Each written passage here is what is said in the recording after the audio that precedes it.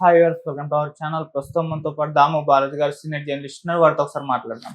నమస్కారం సార్. నమస్తే సార్, మావోయిస్టుల పైన బస్తర్ డివిజన్ లో ఒక భారీ ఎన్కౌంటర్ అయితే జరిగింది సార్. దాదాపు 30 మంది వరకు చనిపోయారని చెప్పేసి కూడా వార్తలు వినిపిస్తున్నాయి. మరి ఏం జరిగింది దీంట్లో? అండ్ ఈ మధ్య కాలంలో మనం చూస్తూ వస్తున్నాం, మావోయిస్టుల పైన వరుసగా ఎన్కౌంటర్లు అయితే జరుగుతున్నాయి. తెలంగాణలో చూసాం, ఛత్తీస్గఢ్ లో చూసాం.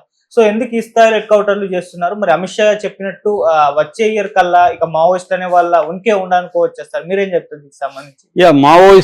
మావోయిస్టులు అంటే అర్థం సిపిఐ ఎంఎల్ మావోయిస్ట్ అని, అంటే communist party of India, Marxist Leninist Maoist. So వీళ్ళని సింపుల్ గా నక్సలైట్లు అని కూడా పిలుస్తారు, లేదా మావోయిస్టులు అంటారు. వీళ్ళు ఎక్కువగా ఇటు ఒరిస్సా ఆంధ్ర బార్డర్, ఏఓబి అంటారు, ఆంధ్ర ఒరిస్సా బార్డరు, లేకపోతే తెలంగాణ ఛత్తీస్గఢ్ బార్డరు, ములుగు ఆ ఏరియా, అట్లాగే బస్తర్ డివిజన్ అంటే ఛత్తీస్గఢ్లో ఎక్కువ ఉంటుంది. ఛత్తీస్గఢ్లో దాదాపు 7-8 జిల్లాల్లో వీళ్ళు ఉన్నారనమాట. ముఖ్యంగా బస్తర్ డివిజన్ అంటారు. ఆ బస్తర్ డివిజన్లో బీజాపూరు, కాంకేరు, సుక్మా, దంతెవాడ, నారాయణపూరు, ఇంకొన్ని జిల్లాల్లో వీళ్ళు బలంగా ఉన్నారు. ప్రధానంగా ఇక్కడ వీళ్ళ సంఖ్య ఎక్కువగా ఉంది. సో అందుకని దీన్ని లెఫ్ట్ వింగ్ ఎక్స్ట్రీమిజం అని కూడా పిలుస్తారు. అంటే సెంట్రల్ గవర్నమెంట్ దీన్ని ఏమని పిలుస్తుందంటే left wing extremism, LW wing అని కూడా హోం శాఖలో ఒక వింగ్ ఉంటుంది అనమాట. ఇప్పుడు ఏం చేశారంటే మామూలుగా ఇది ఏ ప్రభుత్వం వచ్చినా మావోయిస్టులను సీరియస్గా చంపేసే కార్యక్రమం చేస్తున్నారు. యాక్చువల్గా మనకి కాంగ్రెస్ ప్రభుత్వంలో కూడా మన్మోహన్ సింగ్ కూడా అనేక సార్లు మోస్ట్ డేంజరస్, అతిపెద్ద ఇంటర్నల్ థ్రెట్ మావోయిజం అనేది ఆయన అనేక సార్లు అనౌన్స్ చేశారు. దేశానికి అంతర్గత ముప్పు ఎక్కువగా మావోయిస్టుల నుంచి ఉంది అనేది. ఎందుకంటే వీళ్ళు ఎక్కువగా ఈ ఏరియాలో ఉండడం వల్ల అక్కడ డెవలప్మెంట్కి రోడ్లు వేయలేకపోతున్నారు, డెవలప్మెంటల్ యాక్టివిటీస్ చేయలేకపోతున్నారు. అట్లాగే అక్కడ పెద్ద పెద్ద పరిశ్రమలు అక్కడే ఉంటాయి. మన మోడల్ అంతా ఏంటంటే బిగ్ ఇండస్ట్రీస్ తీసుకురావడమే అభివృద్ధి అనే ఒక మోడల్లో ఉన్నాం మనం.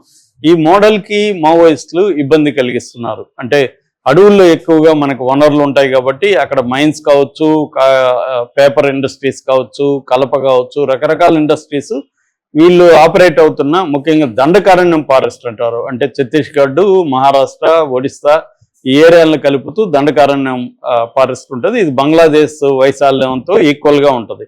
సో ఈ దండకారణ్య ఫారెస్ట్లో మావోయిస్టులు ఎక్కువగా ఉన్నారు కాబట్టి ప్రభుత్వానికి ఇబ్బందికరంగా మారుతుంది. ఎందుకంటే ప్రైవేటు పెద్ద వేదాంత లాంటి ఇండస్ట్రీస్ అన్నీ అక్కడే ఉంటాయి, తాపర్ గ్రూప్ అక్కడే ఉంటుంది. వీళ్ళకందరికీ ఇది ఇబ్బందిగా మారుతుంది. అందుకని పెద్ద బిజినెస్ పీపుల్కి ఇబ్బందిగా ఉంది కాబట్టి ప్రజలకు ఇబ్బంది అయితే ఇంత సీరియస్గా తీసుకోరు. సో మెగా ఇండస్ట్రీస్కి వీళ్ళు మావోయిస్టుల తలనొప్పిగా మారారు కాబట్టి ఈ ప్రభుత్వం, బీజేపీ ప్రభుత్వం సీరియస్గా తీసుకునింది.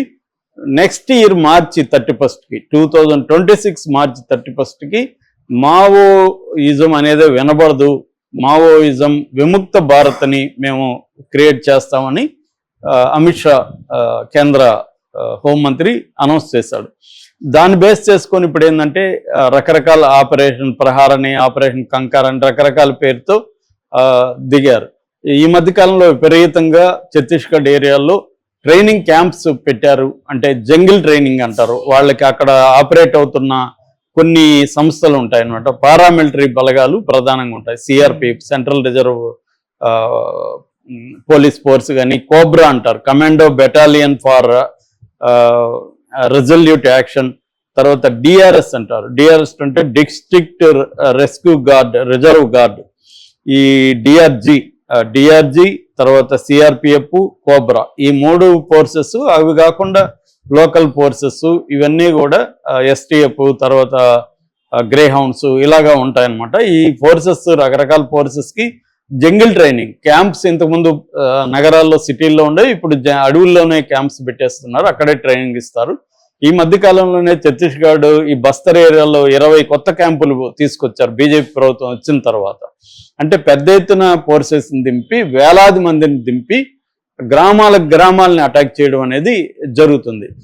దాని ఫలితం కూడా బాగా వస్తుంది. గత 2 ఏళ్లలోనే 500కు పైన మావోయిస్టుల్ని కేంద్ర బలగాలు చంపేశాయి. ఇందులో దాదాపు 56 మంది చాలా ఇంపార్టెంట్ లీడర్స్ కూడా ఉన్నారు. మొన్న బడే చొక్కారావు అనే తెలంగాణ అతను చనిపోయాడు. అలాగా 56 మంది అంటే డివిజనల్ స్థాయి నాయకులు, రాష్ట్ర స్థాయి నాయకులు, కేంద్ర స్థాయి నాయకులు, ఈ 3 రకాల నాయకులు దాదాపు 56 మంది చనిపోయారు. ఒక నాయకుడు తయారు కావడానికి 20 నుంచి 30 ఏళ్ళు పడుతుంది. ఆ నాయకుడిని చంపేస్తే మళ్ళీ ఇంకొక కొత్త నాయకుడు తయారు కావడానికి చాలా టైం పడుతుంది. అందువల్ల వీళ్ళు ఏం చేస్తున్నారంటే ప్రధానంగా నాయకుల్ని మాత్రం ఏరువేస్తున్నారు. ఎందుకంటే మావోయిస్ట్ పార్టీ అనేది ఐడియాలజికల్ బేస్డ్ పార్టీ, కానీ ఆచరణలో ఐడియాలజీ అనేది ఇప్పుడు ఎక్కువగా మావోయిస్టులలో 90% పైన ట్రైబల్స్ ఉంటారు. ఆ ట్రైబల్స్కి ఎడ్యుకేషనే ఉండదు. ఎడ్యుకేషనే ఉండని ట్రైబల్స్ ఐడియాలజీని ఎలా వంట పట్టించుకుంటారు? కాబట్టి జనరల్గా నాయకత్వ బేస్ చేసుకుని పార్టీలు పనిచేస్తుంటాయి ఈ మావోయిస్ట్ పార్టీ. కాబట్టి నాయకత్వాన్ని ఏరేస్తే కేడర్ని తొక్కేయడం ఈజీ, కేడర్ నిరుత్సాహపడిపోయి సరెండర్ అయిపోతారు అనేది ప్రభుత్వాల పాలసీలు అన్నమాట. సో దానికోసం పెద్ద ఎత్తున పోలీసులు దింపి ఎన్కౌంటర్ల పేరుతో విపరీతంగా చంపేస్తున్నారు. ఇందులో చాలా మంది గిరిజనులు కూడా ఇళ్లలో నుంచి పట్టుకొని వచ్చి కాల్ చేస్తున్నారని వార్తలు వస్తున్నాయి. ఎందుకంటే అకౌంట్లో నెంబర్ ఆఫ్ మావోయిస్టులు చనిపోయినట్టు చూపించాలి కాబట్టి.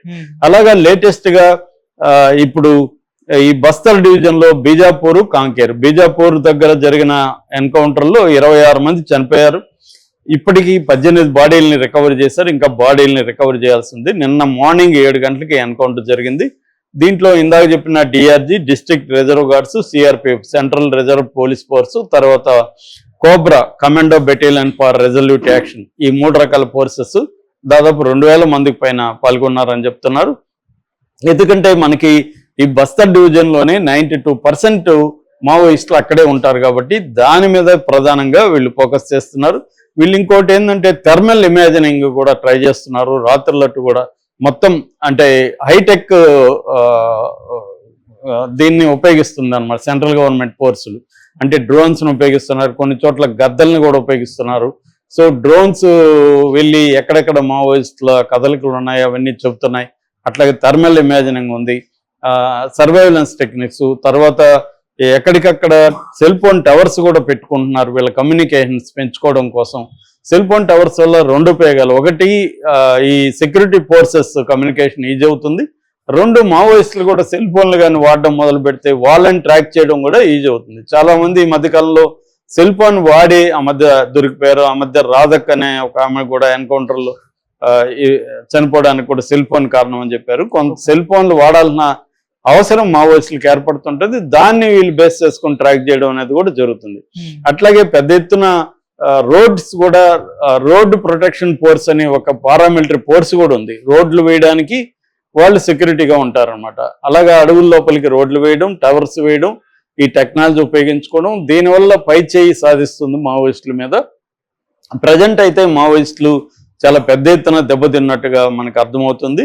కాకపోతే ఏంటంటే ఇది టెంపరీ. లాస్ట్ ఇయర్ 2023లో కూడా దాదాపు 219 మంది మావోయిస్టులు చనిపోతే ఉద్యమం ఆగిపోలేదు కదా అనేది ఎక్కువ వినిపిస్తుంది. అంటే ఉద్యమం టెంపరీగా సెట్ బ్యాక్ జరుగుతుంది. ఇది లెనిన్ ఇప్పుడే చెప్పాడు, 1 అడుగు ముందుకు 2 అడుగులు వెనక్కి అనేదే వాళ్ళ ఫిలాసఫీ. 1 అడుగు ముందుకు వేస్తాము, 2 అడుగులు వెనక్కి వేస్తాము, మళ్ళీ 1 అడుగు ముందుకు వేస్తాం. సో కాబట్టి ఒకడు బతుకున్నా ఇంకొకడిని తయారు చేస్తాడు, వాడు ఇంకొకడిని తయారు చేస్తాడు. కాబట్టి ప్రజలకు సమస్యలు ఉన్నంత కాలం మావోయిస్టు మూమెంట్ ఉంటుంది అనేది ఒక విశ్లేషణ అనమాట. మావోయిస్టు ఉద్యమాన్ని అనాలిసిస్ చేస్తున్న సీనియర్స్ చెప్పేది ఏంటంటే ప్రజలకు సమస్యలు ఉన్నంత వరకు మావోయిస్టు మూమెంట్ని కంప్లీట్గా తుడిచిపెట్టడం సాధ్యం కాదు. అది గతంలో చాలామంది ఇలాంటి ప్రతిజ్ఞలు చేశారు, వాళ్ళు ఎవరు కూడా సక్సెస్ అవ్వలేదు. ప్రజల బేసిక్ నీడ్స్ ఫుల్ఫిల్ చేయనంత కాలం వీళ్ళు ఉంటారు. ఇప్పుడు ఎందుకంటే మావోయిస్టులు ఎక్కడ ఎక్కువగా ఉన్నారు,